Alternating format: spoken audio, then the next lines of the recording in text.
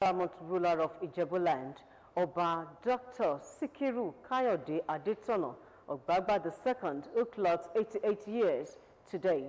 The royal father from the Anikinaya ruling house has broken every known record and incredibly is still marching on in the service of his people as a custodian of the culture and tradition. Bumi Adigun in this report extols the virtues of one of the longest 7 monarchs in Nigeria.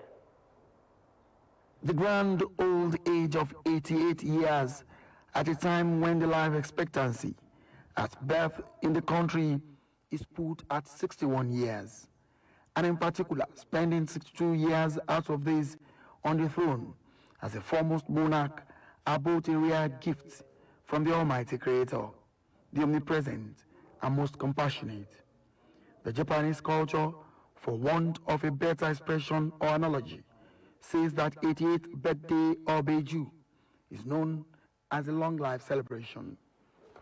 In Ijebu mythology, there are 7 barometers or attributes for measuring one's existence. These are longevity, relevance, success, family or royal value, affluence, spirituality, and above all, character. These attributes or barometers key into the existence of the 58th monarch of Ijebu nation, Oba Sikiru Kayode Adetono, who clocks 88 years today and 62 years on the throne of his forefathers as the Awujale and paramount ruler of Ijebuland, contextualizing the quintessential monarch who has bestridden the nation's traditional institution like a colossus with unequaled sagacity, objectivity, clarity of purpose, zeal, and undying love for his people, for truth, for the management of resources, and for so many other positive acts is equine. He is no doubt the longest reigning first-class monarch in Nigeria and has been a major actor in the socio-cultural, political, and developmental history since the country's independence, having ascended the throne of his forefathers 6 months before the independence. With his 6 decades and 2 years on the throne, Oba Adetono has seen the good, the bad, and the ugly aspects of the Nigerian polity. No wonder if he strides the traditional institution like a colossus, a sagacious, courageous, charismatic, dependable, and reliable traditional ruler, a statesman, an incorruptible monarch. Awujale Adetono is known to always damn every demagogue. He is providentially always on the side of history and has weathered many storms that would have consumed lesser mortals. It is a salute to longevity and sagacity as Oba Adetono clocks 88 years, 62 of these as the Awujale and paramount ruler of Ijebuland. Bumi Adigun, OGTV News. Meanwhile, the Awujale and paramount ruler of Ijebuland, Oba Dr. Sikiru Kayode Adetono, has been described as a quintessential monarch with all attributes for measuring successes in life. A cross-section of Nigerians who gave this opinion at a classy celebration of the foremost monarch's 88th birthday anniversary also described the paramount ruler of Ijebuland as very truthful, courageous, and epitome of elegance. Fowora Adesonwu reports. It is the early morning of May 10, 2022. We are here at Ijebu for the celebration of the quintessential monarch, the paramount ruler of Ijebuland, Oba Dr. Sikiru Kayode Adetono, who has been on the throne for 62 good years. Today is the 88th birthday of the revered monarch. A classic ball for one of the foremost paramount rulers in Nigeria, Oba Dr. Sikiru Kayode Adetono, the Awujale and paramount ruler of Ijebuland. The quality of guests cut across the Nigerian society. They came into the palace of the monarch in Ijebu in droves from far and near. According to them, all the barometers for measuring the success of a king could be seen in the 58th Awujale, who has spent 62 years out of his 88 years in life on the throne of his forefathers. We thank God that we still have him around, and we are still going to have him around for a long time because of his wisdom and the experience of life that he has gone through, which he is using to teach the rest of us. He is a great royal Buddha. He's an enigma, and somebody who is most credible, and somebody who has given a very good account of himself. Somebody who is the epitome of Ijebu culture and tradition. Somebody who had always supported and protected his own. Somebody that most people believe is very, very honest and highly principled. We just must thank God for his life. Key members of the Ijebu Traditional Council say the Awujale is an embodiment of truth and a rallying point. Awujale of Ijebu land, who is our paramount ruler, has no rival in this country now as far as traditional rulership is concerned. If you will recall, he came to the throne at the age of 26 and is now 88 years. A lot of water had passed under the bridge for him, and he has always been at the top of every matter he handles. We appreciate him. Ijebus appreciate him. Yes, he has done so much for Ijebu land, for Ogun State, for Nigeria. It was evident that the foremost traditional ruler is also father to many children, including Otumba Oscar Ibru from Delta State. I was in school with his son, Omoba Adetono, was my baby in school. I looked after him quite well, if I say so myself. We were in school in England together, and Daddy was in London, in Wilson. So I think I did from school in Somerset to London to go and see Daddy when I was about 17 years old. I'm 64 today. So if you look at it, that's how long I've known him. You can only relate with Awujale and have access to him if you are truthful, if you are honest, if you are straightforward.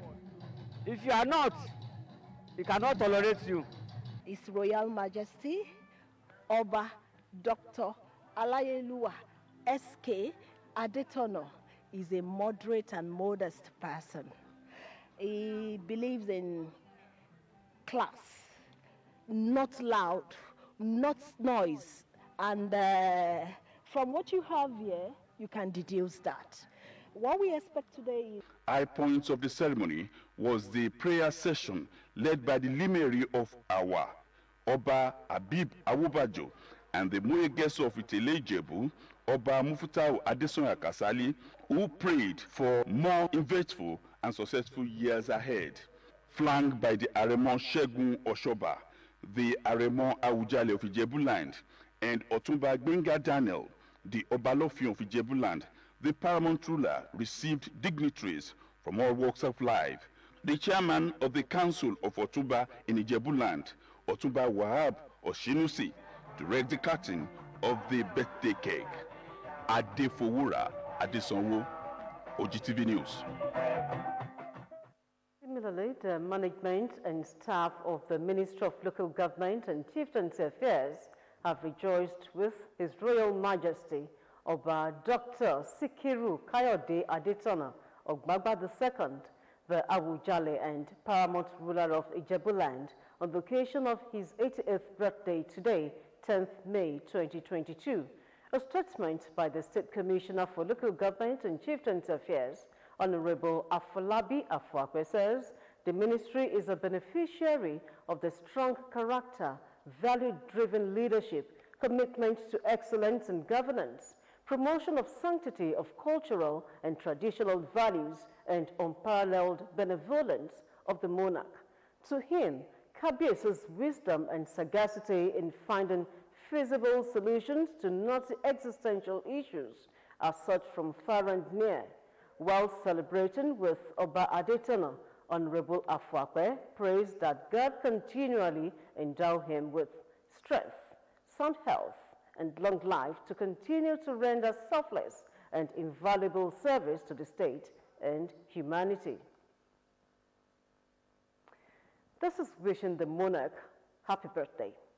Moving to other stories, as the Academic Staff Union of Universities ASU rolled over its ongoing strike for another 12 weeks, wife of Ogun State Governor Mrs. Bamidele Abiodun has expressed concern, urging both the federal government and the union to resolve the lingering issues in the interest of students, parents, and the nation.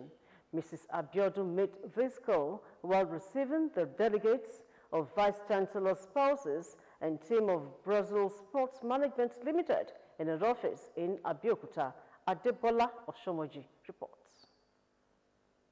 To propagate the need for mutual understanding between the federal government and the Academic Staff Union of Universities, ASU, to resolve the lingering strike, wife of Ogun State Governor Mrs. Bamidele Abiodun called for a roundtable discussion to end the industrial dispute. The delegation of Vice-Chancellor's spouses during a courtesy visit, Mrs. Bamidele Abiodun in her office in Abeokuta canvassed a lasting solution to all disputed issues. We saw the way things are going in our universities. Our children are suffering. What can we do as mothers? We can't just sit back. Mrs. Bamidele Abiodun urged federal government to intervene for the interest of all. All things are possible to them that believe. We have come together for a good cause. We can only pray that God will help us to touch the heart of the federal government and touch the heart of the ASU people, that they will be able to reach a compromise. But because they say when two elephants are fighting, it's the ground that suffers. It's the children that are suffering, for this thing. And it is just not good at all. It is very, very discouraging. Earlier, the Brussels Sports Management Limited also paid a courtesy visit, where the team leader Oluwaseyi Johnson solicited Mrs. Abiodun's support as the group staged women's marathon, first of its kind in Ogun State, come June this year. But in the area of sports, the place you can come in to help you reach out more to Ogun State women, especially the ages of 15 to 55. Those are the narrative we are trying to touch. The group presented a customized jersey to honor the First Lady, Adebola Oshomoji, OGTV News. And still ahead, Senate amends Electoral Act to allow statutory delegates vote in political parties' congresses and conventions. We will bring you the details. The 2022 Unified Tertiary Matriculation Examination, UTME, continues across the country. JAMB has disclosed that more than 1.8 million candidates are taking part in this year's examination nationwide. This year's edition of the entrance examination into the country's tertiary institutions commenced on Friday, May 6, and will continue until Saturday, May 14. Bumi Adigun was at one of the CBT centers in Abeokuta to monitor the exercise. His report. In the midst of many uncertainties as to when Academic Staff Union of Universities, ASU, will call off its strike, just rolled over by 12 weeks. Some young candidates are already on the queue at various JAMB accredited centers across Nigeria, making another frantic attempt to gain admission to these public universities. One of the Joint Admissions and Matriculation Board accredited examination centers in the heart of Abeokuta, and Tuesday, May 10, is the 5th day into the examination. Parents, guardians, and caregivers were seen standing few meters away from the main hall of the examination, waiting for their children or wards to finish the examination, a measure put in place by JAMB to prevent untoward practices. The JAMB exam, and I think today is the third day, if I'm not making a mistake. Based on my observation, it has been okay. The exam is okay. You can see the environment is quiet, and there is no issue. There is no thuggery. There is no problem, and I think everything is going on well. Although cameras were not allowed into the examination hall, likewise telephone gadgets and other appliances, but a peep into the examination hall gave a clue to a well-organized examination with zero tolerance for malpractices. Supervisor for Center 1. So how's it? No, alhamdulillah, he's fine. Everything is going on well, no problem. We are good. With the Academic Staff Union of Universities, ASU, extending its 3-month-old strike by 12 weeks, and this may likely affect 2022-2023 admission, as JAMB has time frame with the result only valid for one academic session. Seriously, I don't know. Maybe the government, they know better. That is why they allowed the exams. They should just please raise the strike so that students can go back to school. It's really not helping. We are growing old. I don't understand. Like, seriously, I don't understand. All I just know is that I can see a lot of people coming in, and I'm very sure if they are not working, they won't be here. That every member of the community, the families and everybody, they should push the government into doing the right thing. Because if they don't, like I said, when I was a student, I lost 2 years to strike. The coming words, these students too, they will still undergo that, and we don't know when it will end. Ayomide Labulo, a lecturer at one of the federal universities, and he said federal government needs to listen to the cry of striking lecturers as the strike looks unending. The only way out now is for government to listen to us. As you can see, the strike has been rolled over for another 12 weeks. We have to go to the table and sort this out. I don't think we are ready to bend. We all know. We are also parents. Some of our senior colleagues, they have kids in the universities. They have kids in Polytechnic that they have to pay. And another weapon, is not new. What the federal government does is that whenever ASU go on strike, ASU as an organization, whenever we go on strike, they resort to stopping our salaries and the rest. And as you all know, we are used to that. Bumi Adigun, OGTV News. The Joint Admissions and Matriculation Board was yet to commence releasing the Unified Tertiary Matriculation Examination because of some internal appraisal, its Registrar and Chief Executive, Professor Ishak Oloyede, said on Tuesday.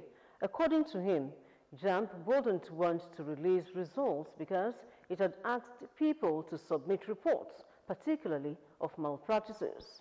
Professor Oloyede in Abuja, during a meeting of the National Youth Service Corps Management and with registrars of co-producing institutions in Nigeria, said the body had no reason not to release the results, but there was an ongoing internal appraisal, noting the examination body would not want to release results and then withdraw, but hinged the delay on submission of reports, particularly on malpractices. The JAMB CEO also spoke about those who could not write the UTME based on technical challenges in some CBT centers. The Joint Action Committee of the Non-Academic Staff Union of Educational and Associated Institutions and the senior staff of Nigerian universities will meet with the Federal Minister of Education to present the payment platform on which they want to be paid to Education Minister Adamu. This was contained in a statement by the ministry's spokesperson, Ben Gung, on Tuesday. The two unions, like the Academic Staff Union of Universities, had rejected the integrated payroll and personal information system introduced by the federal government for the payment of workers' salaries. While ASU had introduced the University Transparency Accountability System, UTAS, the JAC of SANU and NASU had introduced the University Peculiar Payroll Payment System. The unions adduced reasons why they have decided to assist the government by coming up with a solution that will take care of the university's peculiarities because the university is not like the regular public or civil service. Implementation of the right policies that will reposition education and ensure proper funding of the system have been identified as the only way out of the incessant strikes and industrial actions by lecturers in the nation's universities. The president, Nigeria Union of Local Government Employees, Comrade Akim Ambali, made this known while speaking on the incessant strike by the Academic Staff Union of Universities and the implications on the education. Comrade Ambali said no nation can develop without adequate investment in the education sector, adding that more needs to be done in saving the education system from imminent total collapse.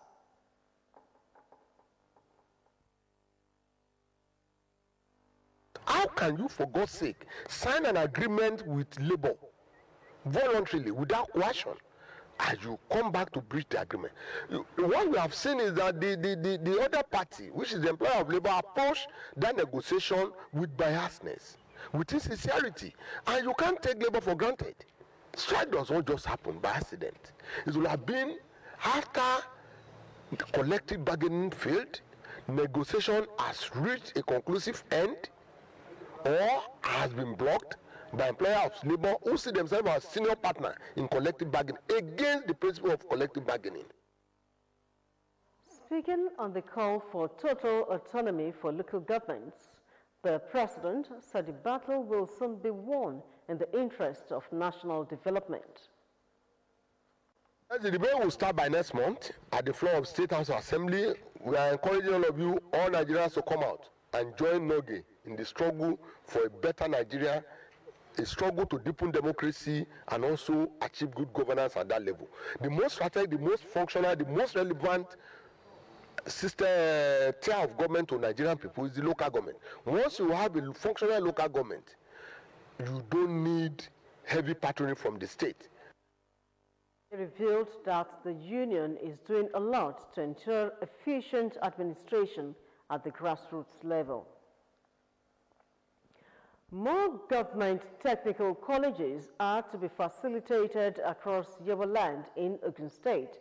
The State Commissioner for Education, Science and Technology, Professor Abayomi Arigbabu, who was represented by the Special Advisor to the Governor on Technical Education, Professor Joseph Odemuyiwa, stated this at the commissioning of a block of 4 classrooms renovated by the Olu of Ilaro and paramount ruler of Yoruba land, Oba Kehinde Olugbenle, at the Government Technical College, Ayetoro. Elizabeth Eson reports.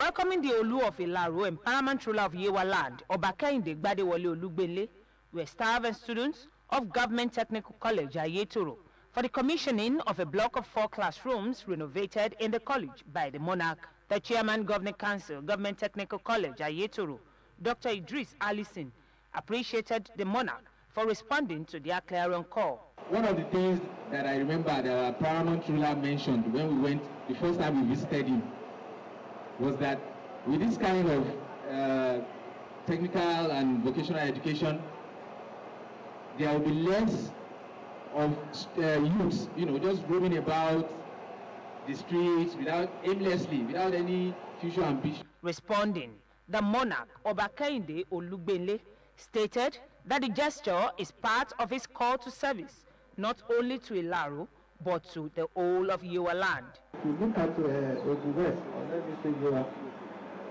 this is the only functional technical college.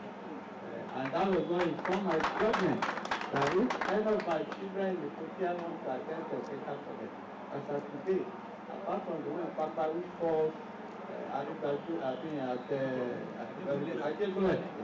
all in the back, those closer to Lalo, Ayetoro will be the only technical college our children can attend.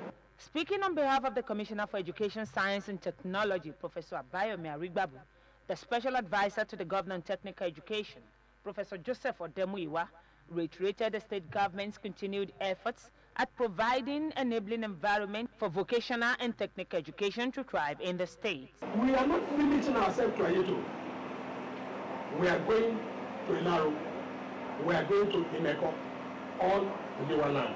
The reason is the people of this environment know how to use their hands, to do something. And so you have to learn, you have to teach them the way to use their hand appropriately. The Alaye of Ayetoro, Oba Abdulaziz Adelakun, who was represented by the Amon of Ayetoro, Chief Kunle Amosu, while commending Oba Kehinde Olugbele for the gesture, called on all well-meaning sons and daughters of Ayetoro to support the move towards education development in the town. The monarch, accompanied by dignitaries, commissioned the renovated block of classrooms with stamps up to the students of the college for fabricating the metal doors and windows of the classrooms, after which the old students of the college presented him with gifts.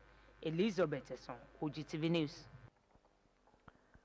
The Senate has passed the Electoral Act Amendment Bill 2022, which seeks to alter Section 84 by deleting the existing subsection 8 and inserting a new subsection 8 after subsection 7. The bill, sponsored by the Deputy President of the Senate, Senator Vioma Agege, seeks to provide for the inclusion of statutory delegates who not being elected delegates as prescribed in the constitution of the political party participate in its convention.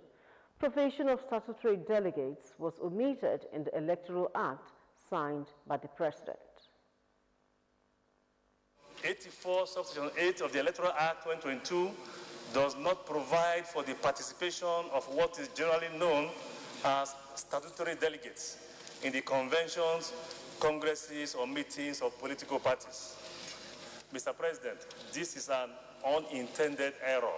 Ensure that what the political parties are known to do by allowing statutory delegates, in addition to the delegates that will be elected by the various political parties, constitute the Electoral College. We still have a lot of, sections in the Electoral Act that we need to look into.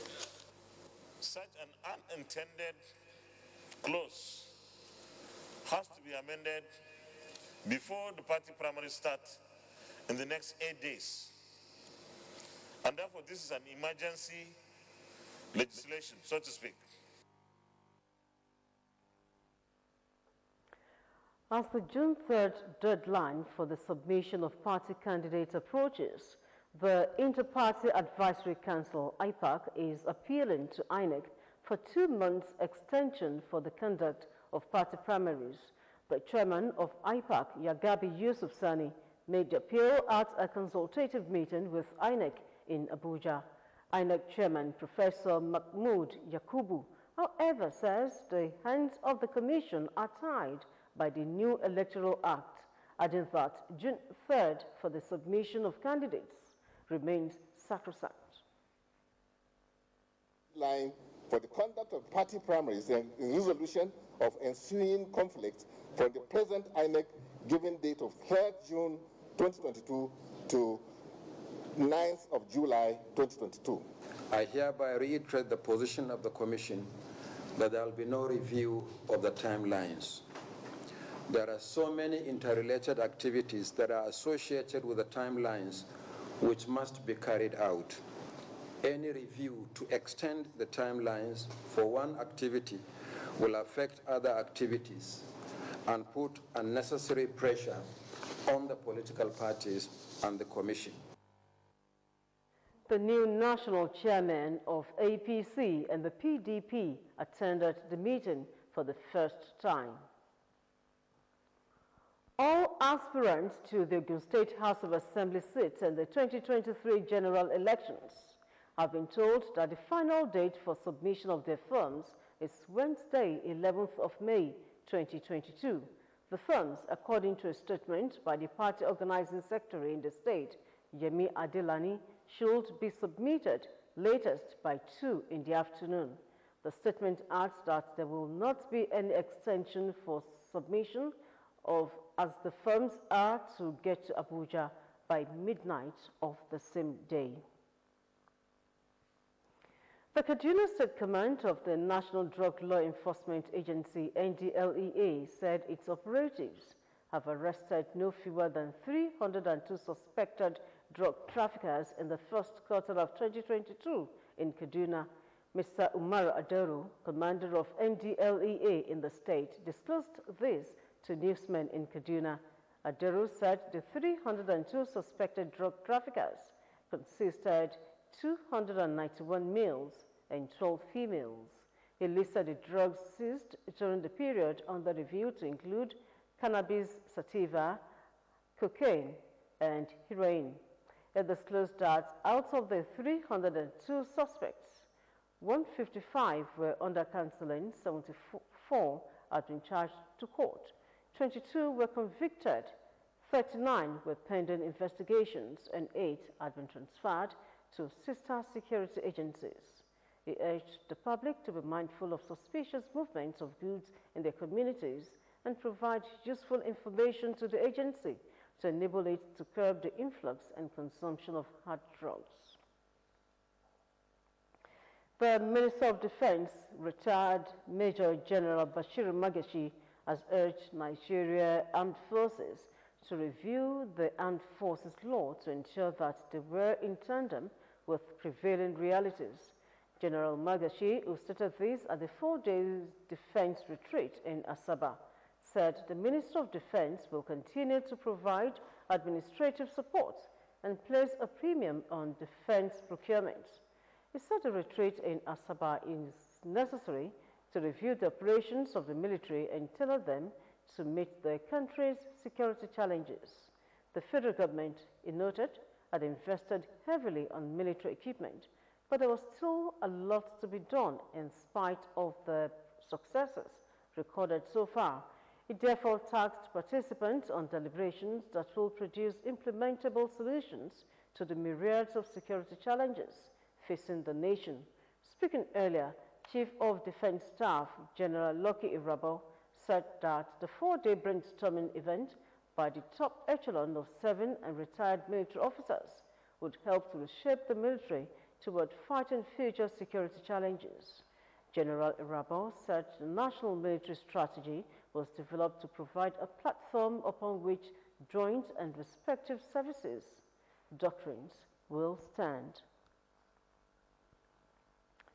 The Inspector General of Police, IGP Usman Alkali Baba, has reiterated the commitment of the force to enhanced welfare for police officers through robust insurance policies geared towards efficiency, dedication, and improved conditions of service. He stated this while flagging off a 3-day workshop for police insurance desk officers, organized to develop the capacity of dedicated officers drawn from the 36 state commands, the Federal Capital Territory, and other police formations across the country. A statement by the first Public Relations Officer, CSP Olumuyiwa Adejobi, says the IGP recently approved the establishment and incorporation of the Nigeria Police Insurance Company to effectively manage the police insurance policies and maximize the welfare interest of police personnel constantly being exposed to occupational hazards. The workshop is one of the major steps towards repositioning the unit for the attainment of its welfare mandate. The IGP, while declaring the workshop open, commended the force insurance officer, ACP Uzairu Abdullahi, for his knowledge and professional foresight, which has been instrumental in the repositioning of the unit.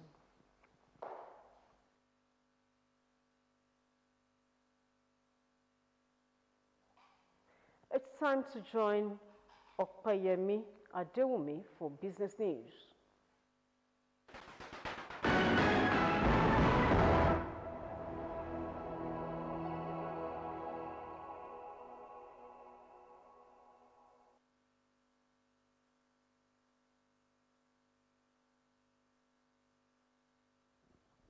Welcome to the business segment of the news. President Muhammadu Buhari has activated a $19 billion fund which will be used for land restoration, tree planting, development of climate resilience, infrastructure and investment in small and medium-sized firms. It therefore urged the World Bank, African Development Bank and other partners to support the One Planet Summit initiative. Buhari spoke at a side event he conveyed at the ongoing United Nations Conference of Parties in his capacity as the president of the Conference of Heads of States and Government of the Member States. It said the interbasin transfer of water from Central Africa to the Lake Chad should be taken seriously. He asked the Secretariat of the agency, funders, and the soon-to-be appointed consultants to carry out the measure as a way of restoring the social economy of the more than 30 million people of the Lake Chad Basin. Nigerians' monthly debt service rose by $31.46 million in 1 month to $101.20 million in January. Figures obtained from the Central Bank of Nigeria have revealed. This indicates a 45% increase month on month. The CBN disclosed in its data on debt service repayment that the government spent $89.83 million on debt servicing repayment in December. The data also showed that the government spent $148.87 million and $86.23 on debt service repayment in November and October 2021, respectively. The Debt Management Office have disclosed that Nigerians' outstanding debt stood at 39.57 trillion naira, or $95.78 billion as of the end of December 2021. Upon federal government's directive to Nigerians to link their bank verification number to their bank accounts, about 73.8 million accounts are still not linked. This is according to a report released by the Nigerian Interbank Settlement System. Margaret Okunlola in this report seek views of experts on possible reasons for this and the way out. Our reports. Following a recent report by the Nigeria Interbank Settlement System, NIBSS, about 73.8 million bank accounts of Nigerians have not been linked to bank verification numbers. Out of the 128.4 million bank accounts, 54.52 million accounts had been linked to BVN as at May 1st this year. This, according to the same report, was an improvement from 47.54 million BVN-linked accounts position as at April 11 last year. The NIBSS data, however, fell short of the 100 million BVN-linked accounts target set by the Central Bank of Nigeria for deposit money banks by year-end 2025. Nigerians who spoke with OGTV News said the long queues in banking halls are enough to discourage customers from registering. People have to leave their job, you leave your business. You now go and sit down in a bank for 1 day, 2 days, up to a week. It has not come to your turn just because of BVN. You know the profits that you have been lost during that process. I strongly believe that government needs to do a whole lot in creating awareness. The publicity you talk about, I would say, is not enough, because those that are left or that are yet to be captured are people in the remote areas, the countryside. Another cross-section of Nigerians says it might be a way of covering up fraudulent accounts and make them untraceable. We have many people that are not using, bank. They don't have a bank account today. We still have many of them that they don't have bank accounts. Many people don't use bank. They still believe they have to, put their money at home. They have to do this. So these are some of the issues that people are facing today. A financial expert, Babatunde Adeluola, opened up on why some accounts may not have been linked. We have a lot of dormant accounts across all the banks in the country. 2, there are lots of accounts of deceased customers.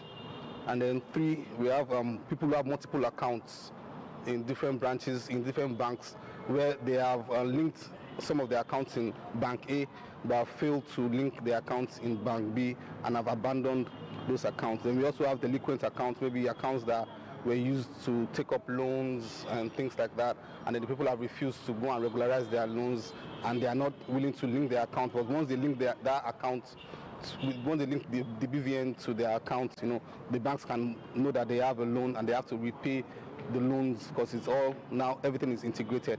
And lastly, there are lots of accounts that were inherited during the consolidation in 2006 and 2007, thereabout. And those accounts that were inherited from the legacy banks, by the banks that came up from those consolidations, are still there and they've not fully been regularized by most of the customers. Mr. Adeluola said more wide publicity and efforts on awareness are needed for nooks and crannies of the country to comply. BVN is a unique identity number issued for every bank customer at enrollment and linked to every account that the customer has in the banks. Margaret Okunlola, OGTV News. The Independent Petroleum Marketers Association of Nigeria asks Nigerians to prepare for the worst fuel crisis. To avoid this, the Petrol Marketers Association asks the federal government to prevail on the Nigerian Midstream and Downstream Petroleum Regulatory Authority to pay its members their outstanding bridge claims amounting to over 500 billion naira. The IPMAN chairman in Kano State, Bashir Damalam, made the remarks while addressing a news conference. He said the failure of the NMDPRA to pay the bridging claims, otherwise known as transportation claims, had forced many of its members out of business as they couldn't transport the commodity due to the high cost of diesel. And that brings us to the end of the business news. We now go back to Mojisola for the rest of the news.